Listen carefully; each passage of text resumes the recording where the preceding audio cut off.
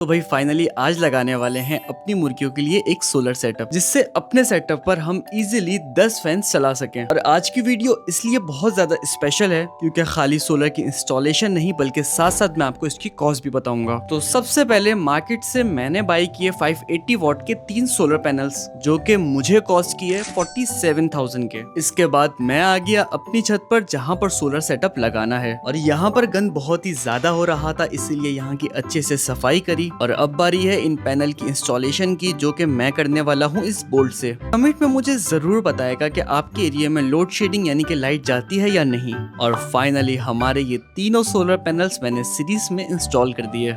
Solar panel installation के बाद market से मैंने 250 एम्पियर की एक बैटरी बाय करी, जो कि मुझे कॉस्ट करी 47,000 की। और इसके साथ मैंने एक MPPT सोलर कंट्रोलर भी बाय किया, जो कि मुझे कॉस्ट किया 26,000 में। और सोलर सेटअप की कॉस्ट को कम करने के लिए ये सारी इंस्टॉलेशन मैंने खुद करी। इसी वजह से इसकी इंस्टॉलेशन प्लस वायरिंग की कॉस्ट मुझे पड़ गई 24,000। और अब हमारा ये सोलर सेटअप रेडी है, और जैसा कि मैंने आपको बताया था ये इस टाइम पर तकरीबन 10 फैंस चला रहा है। कमेंट में मुझे जरूर बताएगा कि आपके ख्याल में ये सारा सोलर सेटअप मुझे कितने में कॉस्ट किया।